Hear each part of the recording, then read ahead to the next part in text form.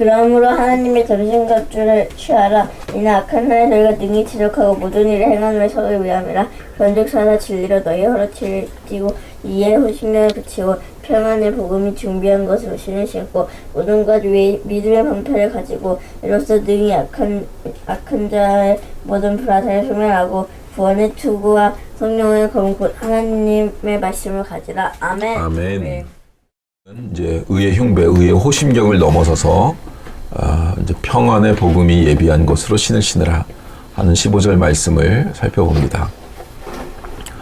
이 말씀은 평안의 복음이 주는 신을 신으라, 평안의 복음이 준비한 것으로 신을 신고 이렇게 되어 있어서 실은 전도를 하러 나갈 때 복음을 들고 신을 신고 전도하러 나가자 할 때 가장 인용이 많이 되는 구절입니다. 물론 이사야 52장에서도 아름답도다 주의 소식을 전하는 자들의 발이여 하는 말씀이 있었지요. 그 말씀과 이 말씀이 이제 전도하러 나가는 전도대원들한테 기도하고 가장 많이 인용하여 하는 말씀이죠. 전도하는 곳에 가면 항상 이 말씀들이 있습니다. 그러나 지금 본문을 우리가 여태까지 아주 자세하게 세밀하게 살펴본 바와 같이 복음을 전하라, 때를 얻든지 못 얻든지 복음 전파를 준비해야 된다 하는 차원에서 이 성경 본문이 써 있지 않다는 것을 우리는 자연스럽게 잘 알게 될 것입니다. 이런 식의 오류들이 성경 본문을 좀 갖다 붙여서 쓰는 경우들이 꽤 많이 있지요. 오늘 에베소서 6장 15절에 우리가 직면하고 대면하는 것은 이 말씀 평안의 복음이 준비한 것으로 신을 신으라 하는 것은 복음 들고 뛰어다닐 준비하라 하는 뜻이 아니고 지금 우리가 살펴보고 있는 바와 같이 우리의 씨름, 우리의 전쟁은 혈과 육에 관한 것이 아니고 정사와 권세와 이 어둠의 세상 주관자들과 하늘에 있는 악의 영들에 대하여 싸우기 위하여 전신갑주를 입는 문제에서 나오고 있는 겁니다. 우리가 어떻게 예수를 믿는 사람으로 이미 소유하고 있는 우리 마음에 믿고 영원한 약속으로 갖고 있는 이 복음을 모든 사람에게 전하기 위하여 땅 끝까지 가서 알리기 위하여 늘 때를 얻든지 못 얻든지 준비하고 있어야 되는가, 어떻게 이 복음을 전하기 위하여 신을 신고 있어야 되는가 하는 얘기가 아니고 이것으로 우리를 대적하는 악한 세력들 속에서 신자의 신자된 것을 지켜내기 위하여 무장하는 것으로 신을 신으라는 뜻입니다. 그러니까 실은 전투 워커를 신으라는 얘기예요. 전투화를 신으라는 거예요. 그 딱딱하고 단단한 저는 군대 훈련소 들어가기 전에 오토바이 타고 신문 배달하다가 교통사고가 나서 다리를 다친 상태에서 군대에 입소했는데 11월 굉장히 추울 때 겨울에 입소를 해서 그 워커를 신고 군화를 신고 훈련을 연병장을 20바퀴 돌리나요? 200~300바퀴를 돌리잖아요. 훈련소에서는 쉬지도 않고 하루 종일 돌려요. 굴러서 돌고 앞으로 넘어졌다 뒤로 넘어졌다 좌로 굴렀다 우로 굴렀다 하면서 운동장을 도는데 그때 상했거든요, 몸이. 그런데도 군화는 단단한 재질로 되어 있었어요. 왜냐면 산을 누벼야 되고 거친 돌자갈길을 가야 되기도 하고 그냥 굉장히 단단했다고요. 그 바닥이. 그래서 발목과 무릎에는 굉장히 안 좋은 그런 상태죠. 장교들 거는 조금 부드럽고 그런데 우리 일반 병사들이 신는 워커는 굉장히 단단하고 딱딱했어요. 발에 맞지도 않았어요. 자기 치수가 없으면은 발을 구부리고 신든지 널널하게 큰 걸 신든지 그냥 보급되는 거 대충 신고서 했어야 됐다고요. 요즘이야 달라졌겠지만 그 군화를 신으라는 뜻이지 복음 들고 나가 전도하라는 뜻이 아닙니다. 이 평안의 복음이 준비한 것으로 신을 신으라. 이게 과연 무슨 뜻인지를 우리는 조금 자세히 살펴봐야 됩니다. 우리가 여태까지 계속 이 맥락이 사도 바울이 신자들한테 영적인 무장을 계속 요구했잖아요. 나는 날마다 죽노라 하며 그렇다는 것은 신자들의 삶은 편안함 속에서 신앙생활을 하고 있지 않고 대적들이 얼마든지 적군이 신자들을 계속해서 공격하고 총알을 날리고 미사일 날리고 핵폭탄 터뜨리려고 하는 그 적진의 한복판에서 신자들이 살고 있다는 얘기를 우리는 계속해서 해오고 있습니다. 우리가 살고 있는 곳은 사망이 없고 해함이 없고 눈물이 없고 슬픔이 없고 그런 세계가 아니죠. 그건 요한계시록 21장에 나오는 세계인 거예요. 거꾸로 우리는 사탄이 숨어서 언제든지 우리를 유혹하고 고통이 있고 핍박이 있고 항상 무너질 좌절하고 절망하고 주님을 하나님의 아들이신 주님을 십자가에 못 박은 그 무리들이 힘을 가지고 권력을 가진 이 세상 속에서 신앙생활을 하고 있다는 것을 우리는 잊으면 안 됩니다.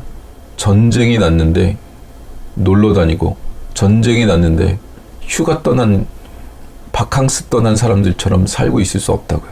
우리가 휴가를 가도 우리는 전쟁 중에 잠깐 뒤에 후방부대에 가가지고 병원 치료하고 오는 수준의 것이지 남들처럼 남아도는 돈으로 희희낙낙 낄낄거리며 해외여행 다니는 그런 차원에서의 휴가가 주어진 게 아니라고요. 그게 신자의 정체성이에요.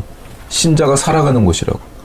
이걸 항상 성경이 기록하고 있다는 걸 늘 잊지 않아야 됩니다. 그래서 우리는 진리의 허리띠를 동이고 그리고 의의 호심경을 붙이고 이제 전투하러 나가려면 신발을 신어야 되는 거예요. 군화를 신어야 되는 거예요. 복음이라는 것으로 무장한 그 군화를 신고 나갈 준비, 전투에 나갈 준비를 해야 된다. 이 개념이라고요. 군화 얘기를 했으니까 군화는 아주 단단한 재질로 되어 있다고 했죠.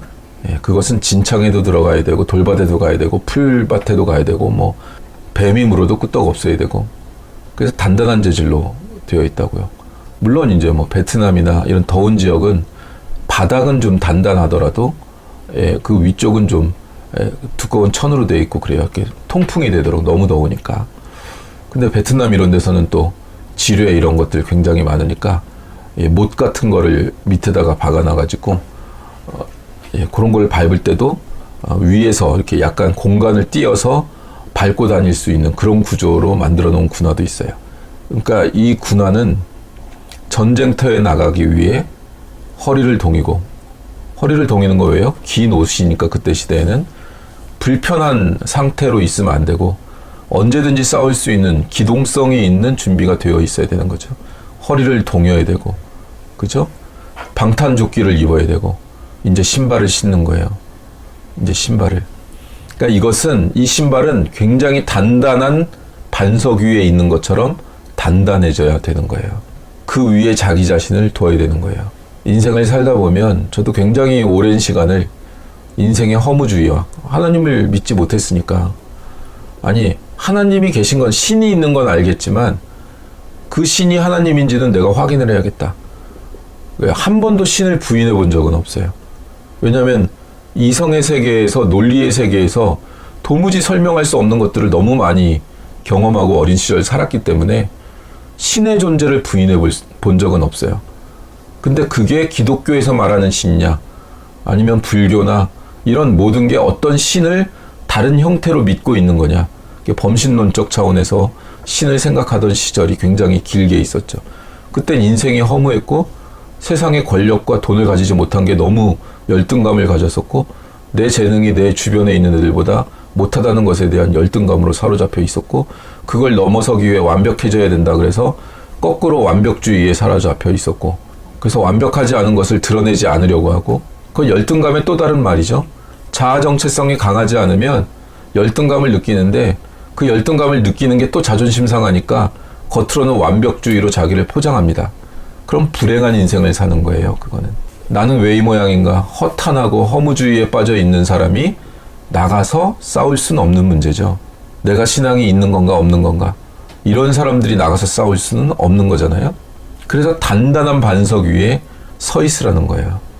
그래야 활기 넘치고 생명 넘치게 자기 자신이 부딪히고 있는 일상생활의 전투에서 끊임없이 기동성 있게 전투를 해낼 수 있다고요.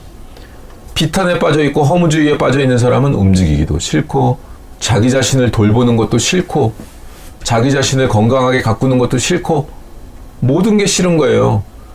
모든 게 싫으면 생기가 없는 거고 생기가 없는 거면 기동성이 없는 거고 전쟁터에선 기동성이 가장 중요하죠. 빨리빨리 판단하고 빨리빨리 움직여야 되잖아요.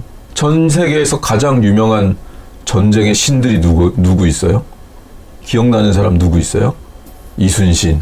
그건 이제 해군으로서는 전 세계 탑이죠. 칭기스칸. 그죠? 나폴레옹. 알렉산더. 보통은 이제 세계사는 유럽 중심으로 써져 있으니까 알렉산더, 칭기스칸, 나폴레옹을 굉장히 큰 전쟁의 신들로 여겨요. 그 사람들의 특징은 뭐예요? 기마병들을 아주 일사불란하게 사용했다는 거죠. 굉장히 일사불란하게.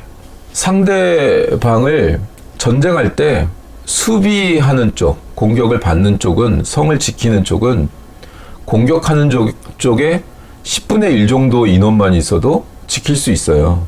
공격해서 성을 함락하는 데는 그 안에 군사력보다 10배는 있어야 돼. 적어도 4, 5배 이상은 군사력이 있어야 성을 함락할 수 있어요. 그런데 희한하게도 전쟁에서 수비하는 쪽이 승리한 경우는 없어요. 10배가 넘는 그 사람들을 견뎌낼 수 있는 건 모든 성 위에 군사들이 모두 골고루 배치되어 있을 때 가능하죠. 그런데 공격하는 쪽은 장점이 뭐예요? 자기가 공격하는 쪽을 선택할 수 있어요. 수비하는 쪽이 공격하는 거를, 공격당할 거를 선택할 수는 없잖아요. 그러니까 메인 한 군데를 공격하면 이쪽에 집중될 때 나머지를 뒤로 돌아서 치는데, 이 나머지 뒤로 돌아서 치는 데가 어디일지를 모르니까 그 수비하는 데는 모든 공간에서 수비를 해야 돼요. 그래서 집중적으로 한 곳을 막을 수가 없어요. 그래서 기마병들 같이 빨리 움직일 수 있는 병사들을 데리고 들키지 않고 굉장히 빠른 속도로 계획된 곳을, 메인으로 치는 곳과 후방에서 치는 곳을 정해서 치는 거예요. 그럼 무너지게 돼 있어요.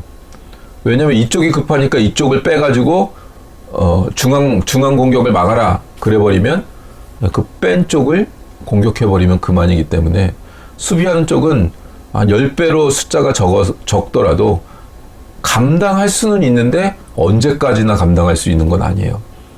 우리가 인생을 살면서 수비해야 될 때가 있어요. 그런데 수비만 해가지고는 전쟁에서 승리할 수가 없습니다. 싸워 나가야 되는 거예요. 싸워 나가야 되면 기동성도 있어야 되고 단단한 군화를 신고 기동성 있게 움직일 준비를 해야 돼요. 자기 자신에게 허무주의에 빠져 있고 열등감에 빠져 있고 완벽주의에 빠져 있고 여기에 사로잡혀 있는 사람들은 전쟁을 할 준비가, 군화를 신을 준비가 안 돼 있는 거예요. 고무신 신고 그 돌밭을 뛰어다닐 수는 없는 거라고요. 집신을 신고 뛰어다닐 수는 없는 거라고요. 군화를 신어야 된다고요. 그러니까 최대한 이른 시간 안에 인생의 허망함, 우주의 먼지같이 사라질 존재, 왔는데, 이 땅에 왔는데 어떤 의미로 왔는지 모르고 내가 왜 사는지 모르고 내 생명이 불타오를 어떤 영역을 정하지도 못하고 그저 내 주변과 내 주변에 있는 친구들과 내 주변에 있는 동료들과 자기 자신 끊임없이 비교하고, 그래서 내가 우월한지 열등한지 그거 나누고 있고, 그래가지고는 자기 자신의 정체성을 온전히 형성할 수도 없거니와 자기 자신이 형성되지 않은 사람이 누군가와 싸울 수가 없어요. 일단 허무주의에 빠진 사람들은 적과 나를 구별을 못해요. 전선이 어디 있는지를 구별을 못한다고. 그냥 전선이 있는 것 자체가 귀찮아. 전쟁이 귀찮아, 전쟁이. 그게 나태고 게으름이고 허무주의고 태만이고 열등감이고 완벽주의고 그런 거예요. 거기에 신경 쓰느라 본인이 전쟁터에 있는데 그런 것들에 신경 쓰느라 전쟁을 하지 않아요. 그러니 끊임없이 패배하죠. 끊임없이 패배해. 내가 왜 졌는지도 모르고 패배해. 나한테 문제가 뭔지도 모르고 패배해. 그리고 남 탓해요. 다른 사람 탓한다고. 부모가 나한테 돈을 조금만 더 줬으면, 어렸을 때 나를 요만큼 더 교육시켰으면, 내가 그때 친구한테 그 상처를 입지 않았으면, 내 마음이 그때 힘들지 않아서 제대로 노력했었으면, 끊임없이 남 탓해요. 끊임없이. 자기 인생이 하나님과 자기로 온전한 상태가 안 되고 끊임없이 영향을 받아 주변에. 아기 때는 그럴 수 있어. 아기 때는 뭐 20대까지도 그럴 수 있다고 쳐. 30이 넘어서도 그런다고요. 그걸 누가 책임져줘요? 넌 그렇게 살아라 할 수밖에 없는 거예요. 마땅히 장년에 성인의 생각을 해야 될 나이가 됐는데도 그걸 못하면 그걸 뭐 어떻게 해? 끊임없이 애기 돌봐줄 수 없는 거잖아요. 모두 각자가 가야 되는 길들이 있는데 지금 우리 자녀들 어린 나이들이지만 그래서 열등감도 느끼고 난 누구보다 우월하다 이런 것도 느끼면서 자기 자신을 형성해 나가는 시기죠. 근데 그걸로 형성되면 안 되는 거예요. 자기 자신과 하나님과 온 우주와 생명에 대하여 깊이 묵상하고 그래서 내 인생의 의미가 무엇인지 알고 하나님은 나를 이런 재능을 줘서 이렇게 부르셨구나. 난 이걸 훈련해서 하나님이 원하시는 곳에 내 재능과 인생을 드려야지 하는 차원에서 삶을 살아야 돼요. 공부를 해도 그 차원에서 공부해야 되고 돈을 벌어도 그 차원에서 돈을 벌어야 되고 그게 아니면 다 허무한 거예요. 나머지 가치들은 다 쓰레기라고. 잠깐 좋을 거야. 그래서 더 좋기 위하여 더 우월감을 느끼려고 하고 그게 자기를 어느 정도 발전시키게 하겠지. 또 얼마나 불행하겠어. 끊임없이 그 지옥 속에 살아야 되는데 누군가와 비교해서 자기 자신을 확인하는 것 속에 살아야 되는데 진짜 전쟁은 그걸 벗어나야 있는 거예요. 진짜 전쟁은 하나님의 나라의 세계를 가지고 하는 전쟁은 그 상태를 벗어나야 자기 자신을 좀 벗어나야 보인다고요. 근데 그걸 벗어나는 사람이 없어요. 홀로 선다는 것을 못해. 주변에서 치열업하면서 신앙생활 하는 거 맞습니다. 그래야 궁극적이고 핵심적인 신앙생활은 혼자 하는 거예요. 주변에선 그 혼자 하는 그 싸움을 도와주거나 넘어질 때 조금 위로하거나 이러는 거지. 온전히 자기 싸움을 안 하는데 자기 인생을 건 싸움을 자기가 온전히 안 하는데 자기가 겪는 고통을 온전히 자기 삶의 몫이라고 생각을 안 하는데 근데 어떻게 그걸 도와줘요?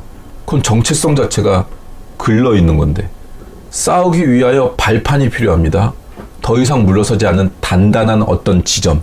그게 자기 자신의 존재의 정체성이에요.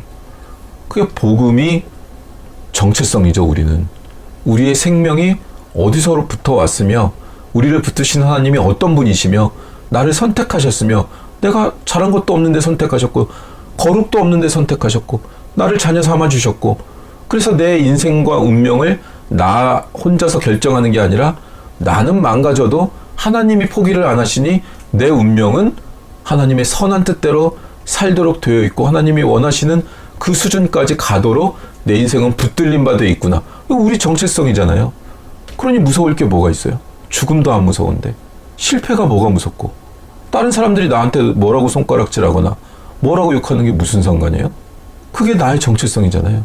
그 두려운 게 없고 사람이 무섭지 않고 사람들의 판단과 평가가 두렵지 않은 거예요.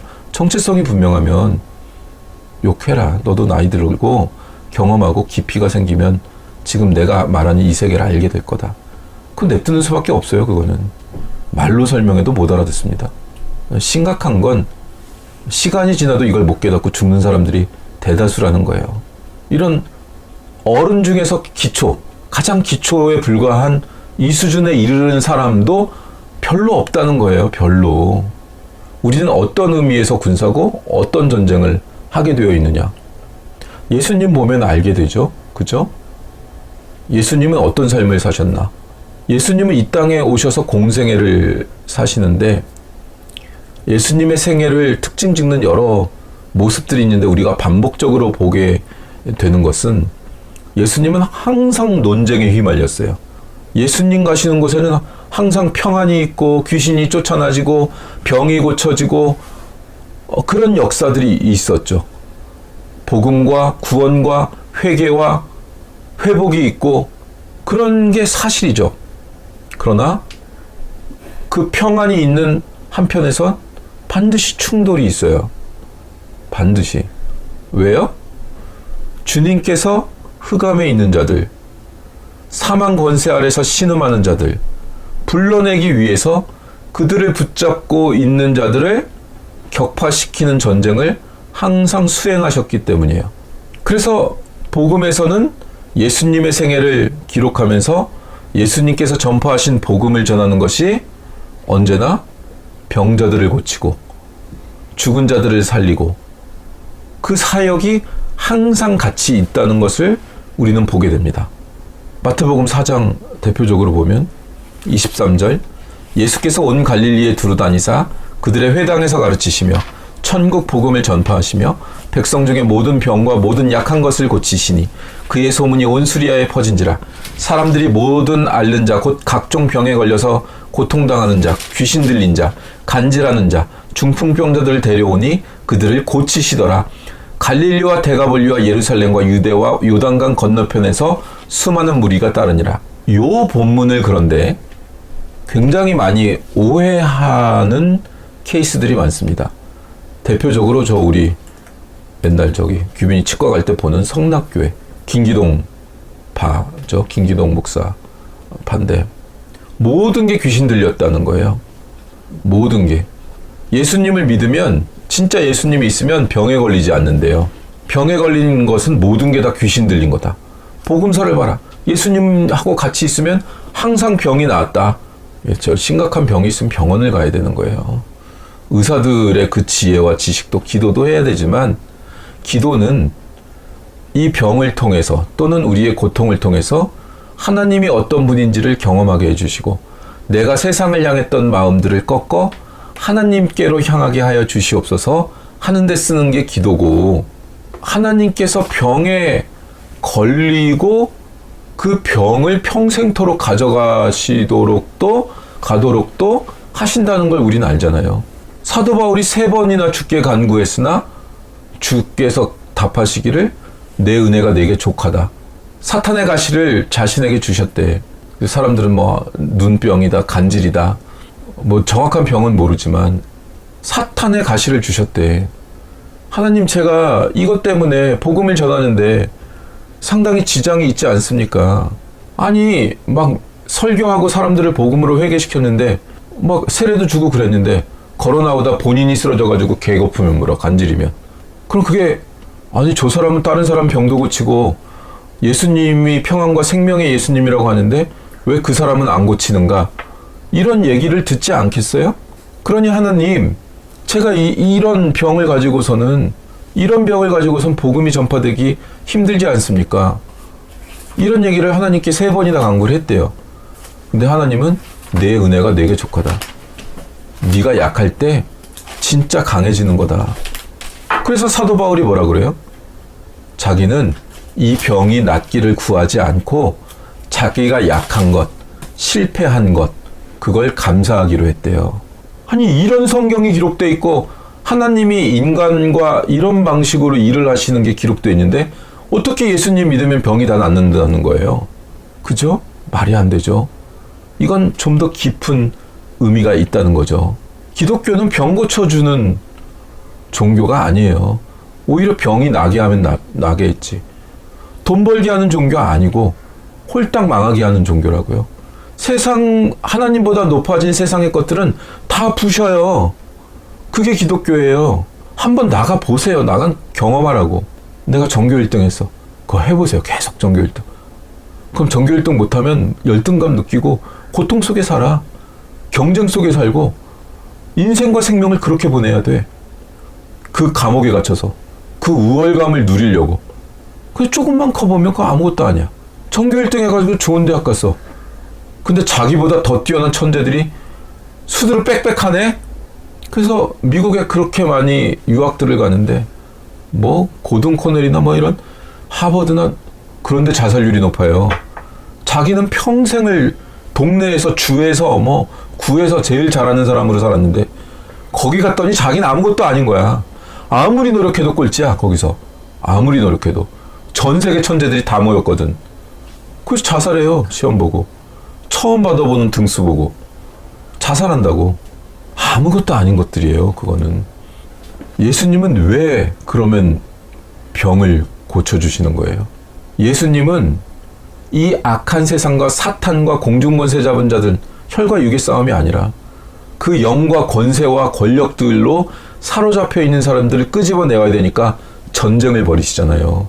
이들과. 이 세계란 뭐예요? 사탄이 장악하고 있는 세계니까 인간을 유혹하고 끊임없이 타락시켜서 진짜 복음을 갖지 못하도록 하는 게 이 세상의 원리고 목적이니까, 죄 지은 사람끼리만 모여 있으니까, 그 죄 지은 사람끼리만 모여 있으면 누가 대빵이에요? 감옥에 누가 대빵이에요? 형량 제일 무거운 사람이 대빵이잖아요.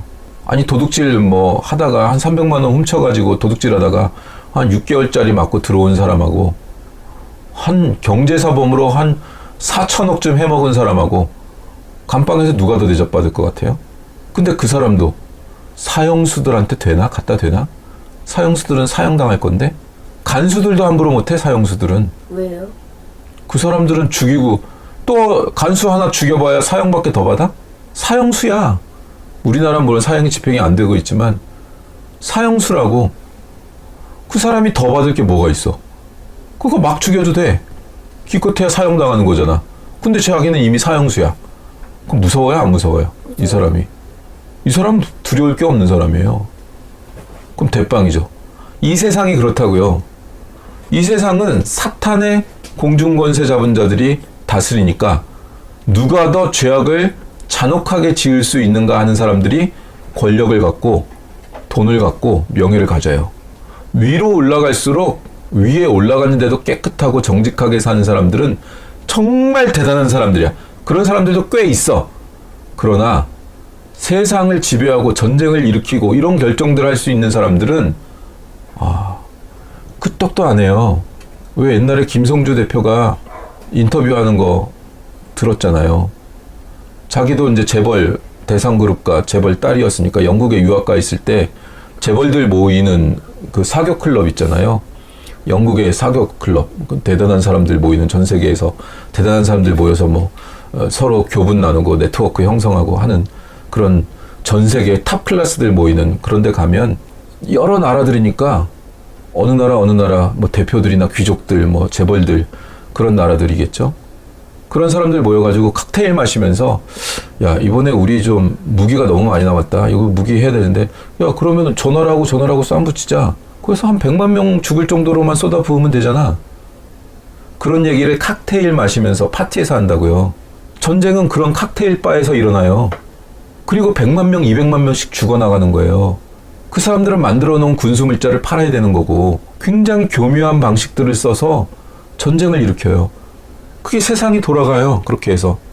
그런 세상에 당연히 그 정도의 힘을 가진 사람들이니까 그 밑에 직원들 많겠죠. 그 세상에 월급쟁이 해야 되는 거죠. 그죠? 그거 거부하고 사회에서 살아남을 수 있나요? 촘촘하게 세계를 장악하고 있는데 거기서 나와야 된다고요. 거기서. 그 사망 권세, 죽음의 권세, 사로잡혀 있는 데서 끄집어내야 된다고. 예수님은. 이 세상은 병과 사망과 질식과 고통과 절망으로 가득 차 있는 사탄의 세계예요. 거기서부터 끄집어내왔다라는 표로 귀신이 쫓아내주고 병이 낫고 있는 거라고. 이 세계는 원래 사탄이 지배해서 질병과 고통과 상함과 원망과 저주와 이런 것들로만 가득 차 있는데, 거기서부터 나왔다라는 표로 그것들을 물리치는 일들이 있는 거라고요. 근데 예수님 믿으면 귀신이 모두 물러 떠나가고 그런 병에 하나도 안 걸린다.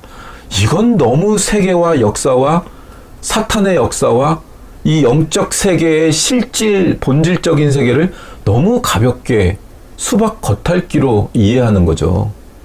그럼 인생을 해석할 수 없고 역사를 해석할 수 없고 기독교 세계관을 형성할 수가 없는 거예요. 그런 이해를 가지고는. 우리는 이 전쟁터 속에 있는 거라고요. 애기들처럼 굴면 안 돼요. 이제 여기는 애기들이니까 애기들처럼 굴어도 되지만, 누구나 죽고 누구나 병에 걸리고 누구나 절망하는 세계에서 끄집어내오신 예수 그리스도, 이것이 주님의 사역에 기적과 병고침, 쫓아냄이, 귀신 쫓아냄이 등장하는 이유인 거예요. 이 세상은 복음을 싫어합니다. 사망이 왕이고 죽음이 왕이에요. 근데 나는 빛이에요. 빛과 어둠은 섞일 수 없죠. 섞일 수 없으니까 어둠이 우리를 싫어해요. 우리는 서 있는 것만으로 우리 사명을 다해요. 서 있는 것만으로. 빛이기 때문에 단단하게 서 있으면 우리를 공격할 겁니다. 우리가 공격당하지 않고 있다는 거는 우리가 단단히 서 있지 못하다는 거예요. 숨어 있다는 거예요. 게으르다는 거예요. 나태하다는 거예요. 반드시 공격당합니다. 빛은 어둠에게 공격당합니다. 그러니 이 세상의 이 악한 흐름 속에 버티고 서 있으라. 이게 군화를 신고 서 있는 신자의 군사로서 부름받은 정확한 모습입니다. 근데 우리는 복음을 하나님께 기도하면 우리 소원을 들어주는 티켓으로 여기죠. 복음을 그렇게 이해하죠. 내 어려운 거, 내 힘으로 해결할 수 없으니 신께 간구해서 내가 안 되는 능력을 하나님이 보강해서 전지전능한 어떤 신이, 그러니까 그 사람은 하나님이어도 되고 부처여도 되고 뭐 이슬람이어도 돼. 자기 문제만 해결해주는 신이면 믿을 거야. 그 사람은 진리여서 믿는 게 아니라 자기 문제를 해결해줘서 믿는 거라고. 처음에 그렇게 하나님을 믿을 수 있어요. 그런데 신앙이 이 깊이까지 들어오지 못한다면 그럼 그 사람은 어느 순간 떠납니다. 아니 스님이 자기 인생 문제를 그 설법을 듣고 자기가 감동받아가지고 증문즉답 설법을 듣고 내가 감동했어. 그 글로 옮겨가요. 그 사람은 진리로서 하나님을 믿고 하나님과 관계 맺은 게 아니기 때문에. 창세기 12장 1절에 보면 여호와께서 아브라함에게 이르시되 너는 너의 고향과 친척과 아버지 집을 떠나 내가 내게 보여줄 땅으로 가라. 내가 너로 큰 민족을 이루고 내게 복을 주어 내 이름을 창대하게 하리니 너는 복이 될지라. 너를 축복하는 자에게는 내가 복을 내리고 너를 저주하는 자에게는 내가 저주하리니 땅의 모든 족속이 너로 말미암아 복을 얻을 것이라 하신지라. 아브라함에게 너는 복의 근원이라. 너를 저주하는 자는 저주하고 너를 축복하는 자는 축복한다. 요 말씀도 단순하게 이해하면 안 됩니다. 이게 특별한 축복일 수도 있지요. 그러나 이게 우리에게 요구하시는 하나님의 무서운 명령일 수도 있는 겁니다. 너는 복음을 가진 자로 우뚝 서 있으라는 명령이기 때문이에요. 하나님을 소유한 자로 우뚝 서 있는 것으로서 공격을 당하게 돼 있거든요. 그러면 저주한 자를 저주하고 축복한 자를 축복하는 게 되는데 이 말씀을 그 차원에서 이해하지 못하면 내가 사업하는데 나랑 사업을 안 해? 너 나랑 하면은 복되고 내 사업을 방해? 너 저주받는다. 이렇게 이해하면 안 된다고. 이 말씀을 우리가 먼저 군화를 신고 진리의 허리띠를 동이고 방탄복 입고 군화를 신고 먼저 서 있어야 돼요. 그게 아브라함이라고. 그래서 아브라함은 복을 얻어요. 복을 얻어. 똑같이 하나님을 믿는데 하나님을 믿어. 근데 복을 얻지 못한 사람이 누구예요? 자기가 평생 이룬 걸 다 날려먹은 사람이? 자녀도 아내도 소금 기둥이 된 사람이 누구예요? 아브라함의 조카 롯. 같이 가다가 같이 부를 얻었어. 그러니까 싸워. 그러니까 네가 먼저 정해라. 그러니까 저 가나안 땅, 아름다운 땅 거기를 가겠대. 소돔과 고모라 그 땅을 가겠대. 그럼 네가 가라. 아브라함은 그 좋은 땅이 중요한 게 아니야. 하나님과 함께하는 게 중요한 사람이 됐어. 그래서 그냥 그것을 제외하고 나머지로 가. 롯은 가서 부를 이루죠. 평안한 땅에 살죠. 미국으로 이민을 갔죠. 부를 이뤘죠. 이민 간 땅에서. 거기는 상적으로도 타락했고 우상 숭배하는 곳이고 하나님이 거기를 진멸하려고 해. 그래서 하나님의 사자가 지나가는데 아브라함이 만나니까 거기 진멸하러 간다 그러니까 아브라함이 뭐해? 아니 거기 롯이 살고 있는데 거길 좀 보호해 주세요 하는 거잖아요. 근데 뭐 100명 뭐 50명 뭐 이렇게 줄다가 의인 10명이 있으면 내가 그 땅을 진멸하지 않겠다 그랬잖아요. 근데 거기 진멸당하죠. 무슨 얘기예요? 롯은 하나님을 믿었으나 군화를 신고 서 있지 않았어요.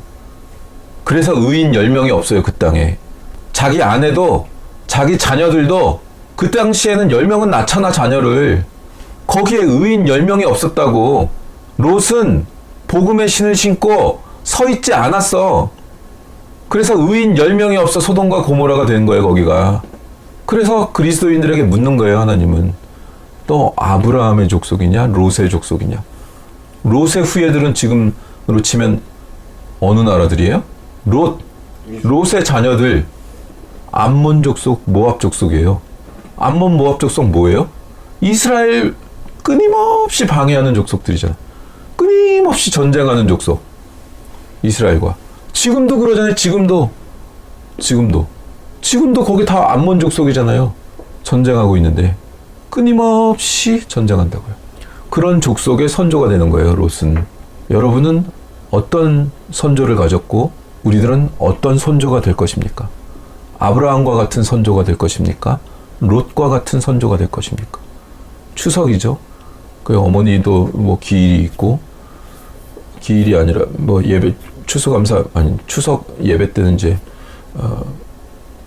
선배들을 기리고 부모 세대를 기리는 건데, 우리 선배들이, 우리 부모 세대들이, 선조들이 물려준 신앙의 영성을 우리는 더 단단하게 훈련하고, 그리고 우리 자녀들에게 더 단단하게 물려줄 수 있는 신앙의 사람들, 영에 속한 사람들, 진리에 속한 사람들, 주님께 속한 사람들로 예수 그리스도의 장성한 분량까지 성장해가는 우리들이 되어야겠습니다. 우리 가정교회가 먼저 그런 가정교회로 성장하게 되기를 주님의 이름으로 축원합니다. 아멘. 네, 이제